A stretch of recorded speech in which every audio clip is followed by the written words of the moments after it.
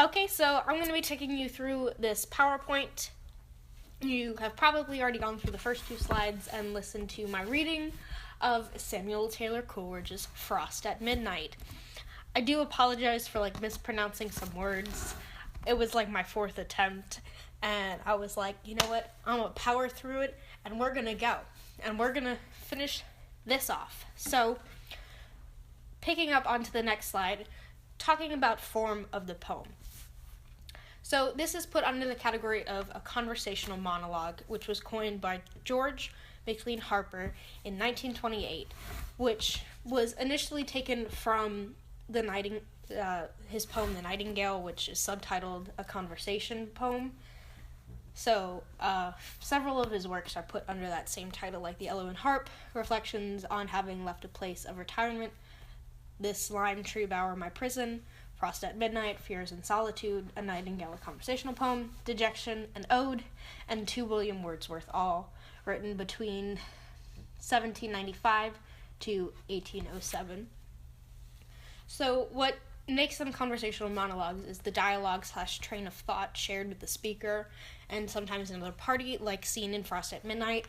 And Ewan Jones rightly calls it a conventional label rather than a rigorously defined genre.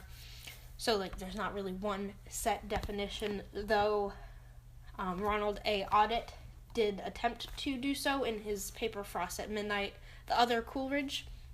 And the quote from the paper is, "The work shares with other poems of the group a kind of restraint and naturalness of language which suits the rather simple events described and yet is able to attain a remarkable degree of controlled eloquence for the poem's more dramatic moments. Much of the poem's success derives from the tension created between the poet's extreme emotion and his natural conversational language." Also, from the Norton Anthology of English Literature, from M.H. Abrams, in 1965, he wrote a broad description that applies to the poems, which is the speaker begins with a description of a landscape. An aspect or change of aspect in the landscape evokes a varied by integral process of memory, thought, anticipation, and feeling, which remains closely intervolved with the outer scene. In the course of this meditation, the lyric speaker achieves an insight, faces up to a tragic loss, comes to a moral decision, or resolves an emotional problem. Often the poem rounds itself to end where it began, at the outer scene, but with an altered mood and dependent understanding, which is the result of the intervening meditation. So, Frost at Midnight is particularly representative of the Romantic era because it's rebelling against having a traditional set form. This was written in blank verse with iambic pentameter within the lines, getting rid of the couplets, the rhyming couplets, I should say. And it works like normal speech since the couplets aren't present, so it's kind of how normal people talk or would have a dialogue within themselves. Moving on to what he's saying, I'm going to take it stanza by stanza, so we'll flip through the slides. So overall, what I have gotten from this is finding meaning in nature, in whichever way possible, because as eco-criticism goes, nature and romanticism, nature is this force that can give us all of this knowledge, and it has this beauty, and it's there for us to take in and to find all of these beautiful things within it. And so some sub-ideas of that is there's the hope for his son Hartley, who is pictured at age 10, that he will find joy in all natural things and in all of the coming seasons. Then nature is a form for which God can communicate through. God comes in at the end of this poem, and he kind of works as a control of nature, someone who is in control of it. So starting off with the first stanza, the frost performs its secret ministry. I love this opening line because there we go. The second word, we're already talking about nature, the frost. And it's got this secret inside of it, which will come into point later within the poem. So at the opening, the speaker is awake in the middle of the night, while the rest of the inmates or the people in the cottage are asleep. And they have left him to this solitude, and we find out his son is sleeping next to him. So here is where we can definitely see that the speaker is Coleridge. There can be some debate, but I definitely think that the speaker is Coleridge speaking to his son, Hartley. And his son is sleeping so calmly that it vexes him, and it makes him unable to think in the silence of the village, even though this is in the middle of the night and it's probably quiet. But it is so quiet, he cannot think. But there is this film, which is the sole unquiet thing there. So it's this fire that it is not quiet, and it cannot be, since fire is one of those natural forces. It has to make noise. And he decides to make it his sympathetic friend, because it is still awake with him, and it is his companion at this point. It is reflecting back at him, which comes in later lines, echo or mirror seeking of itself. It's this mirror image of what he is doing right now. It kind of like an imitation of the spirit created for his own amusement. The spirit being back as like the film. So moving on to, but oh, how oft at school with most believing mind. So here we're being taken back. It's a flashback episode of when he was in school, Coleridge, not his son, when he was in school, and how he would daydream about his birthplace and the old church tower with the bells that are the poor man's only music. So Coleridge here is excited about the things to come in the lines, most like articulate sounds of things to come, obviously. But what are these things to come? We're still very curious. We're still, as a reader, very curious here. What are these things he's talking about to come? Is it his son that we have already seen in the first stanza? Is there something else coming to him, like maybe more knowledge? And then continuing to read through him as the younger self falls asleep and daydreams, and there's this sound that wakes him up, and he's like, oh, nope, I'm not daydreaming, I promise, I'm not falling asleep in class. And he's kind of like still in this like drowsy state with the lines, on my swimming books don't really swim, so I'm assuming it's kind of like, oh, I'm dizzy from just waking up, but here I am, all the things are moving very quickly. And then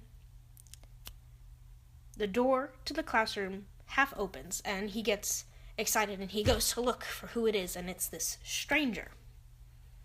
Who is this stranger? The stranger was referenced at the beginning of the stanza, to watch that fluttering stranger, in line 26. But who is this stranger? Very curious about this. So when the door awakes him, opening to reveal the stranger's face, we follow along with the lines, townsman or aunt or sister more beloved. So it's not truly a stranger.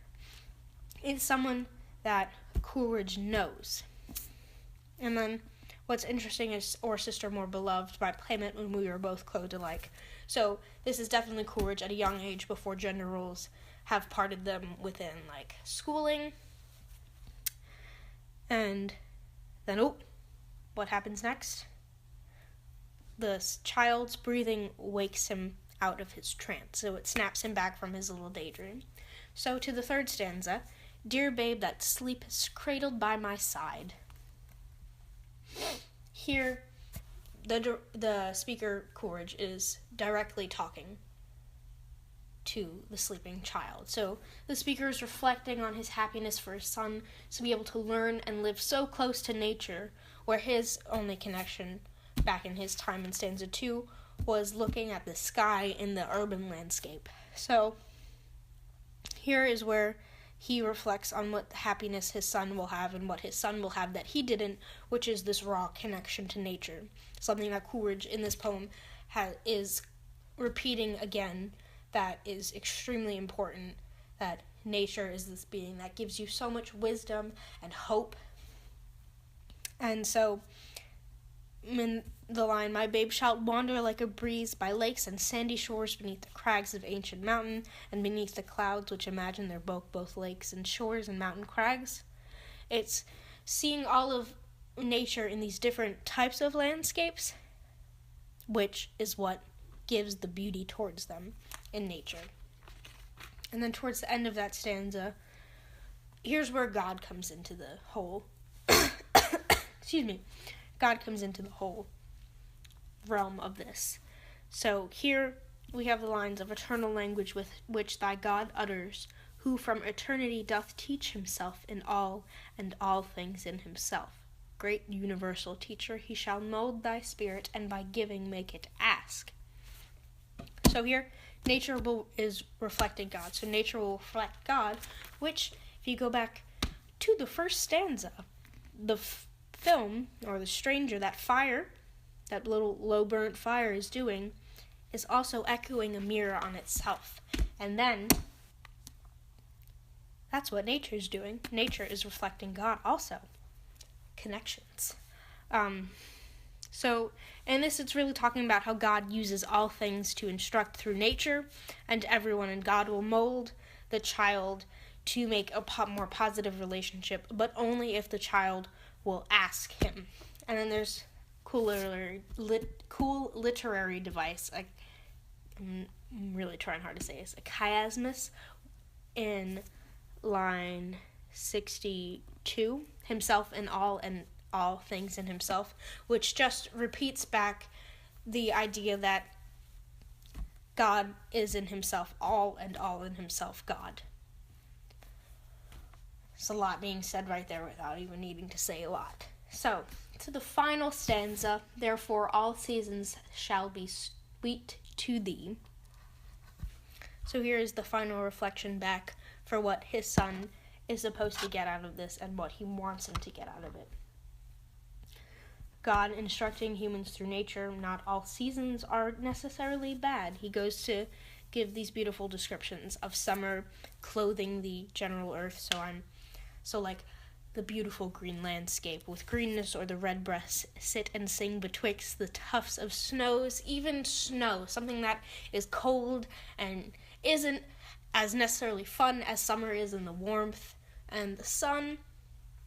It is still something beautiful that you can learn from, and there is something to be taken from it in the beauty of it, which nature, if you think about what's really pretty in nature, most people would say flowers, and flowers bloom in springtime. Winter isn't necessarily thought of as beautiful, but in this poem it is still saying the frost at midnight is beautiful, because, get ready for this, it is one of God's ministry. In lines 72, I can't count, or if the secret ministry of frost shall hang them up in silent icicles quietly shining to the quiet moon. So, the secret job that Frost was given, like in the secret ministry in the beginning, in the first line of the poem, is to take the water drops that are falling off the overhang of the roof and turn them into icicles. And icicles are very shiny and they reflect light, but they also reflect people, and they reflect the light coming from the moon at midnight. So Frost has been given this job by God to create these icicles reflecting the moon, to Coleridge sitting there talking to his son.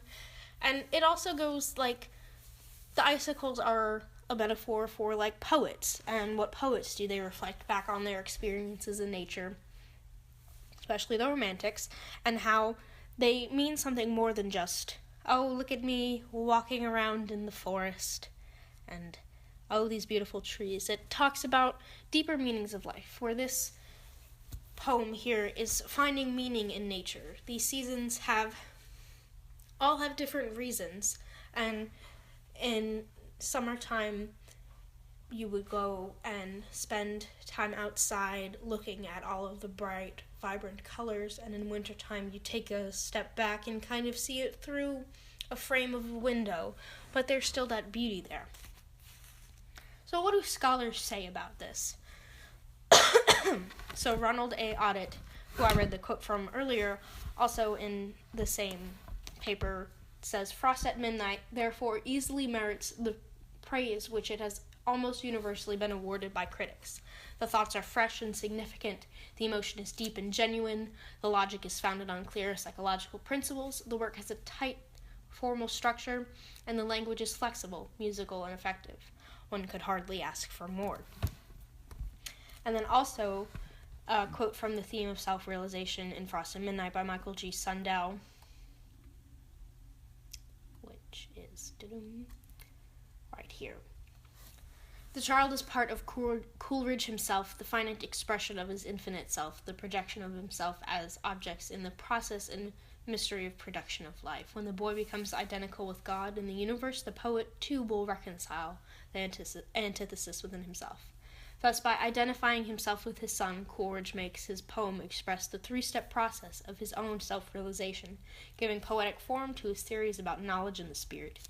Even the poem itself, a verbal entity distinct from the poet, illustrates these theories."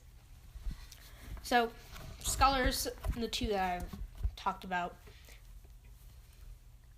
say that the poem is about self-realization and these fresh thoughts with logic backing the stanzas and the structure, which is a rebellion in itself. And then how it is a self-realization of Coleridge himself reflecting back in his son, just like the icicles reflecting the moon back. So to put this in context with others, and within the others of his poems, I should say, this was composed February 1798.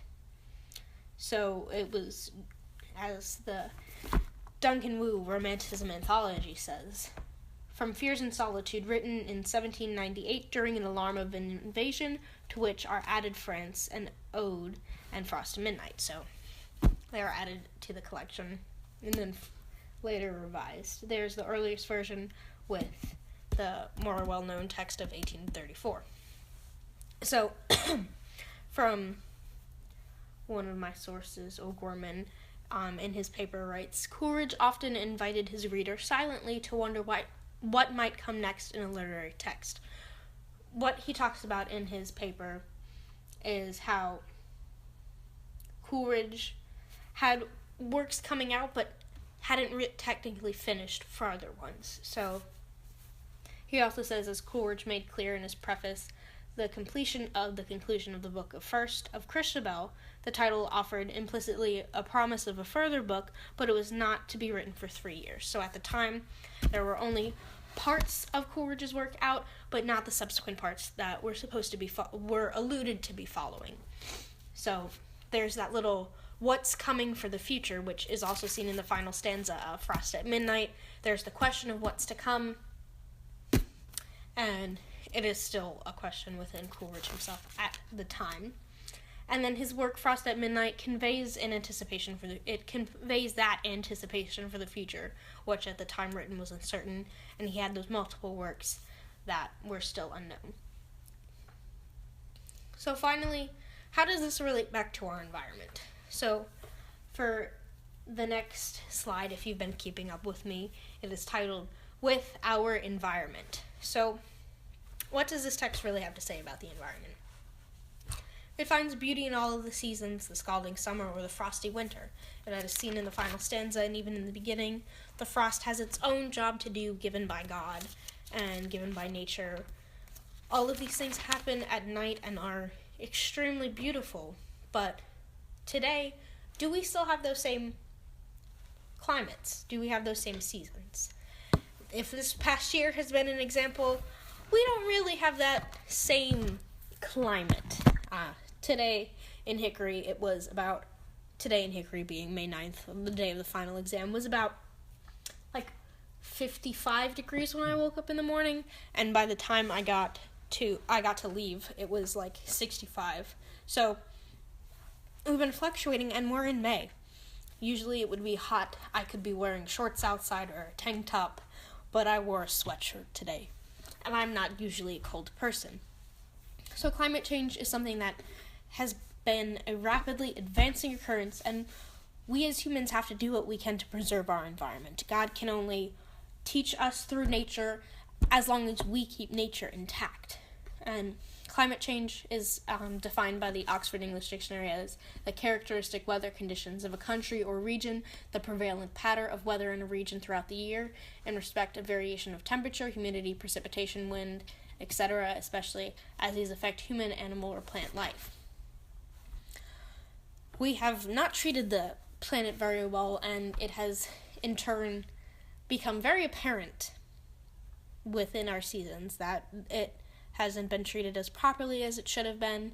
But what we can do from here on is to work better to fix our environments and to be more dedicated to preserving them and seeing the beauty in them. And if we can find the beauty in them, we can keep them around, and hopefully the children of future generations will be able to see themselves and the moon reflecting back in the icicles during a February night.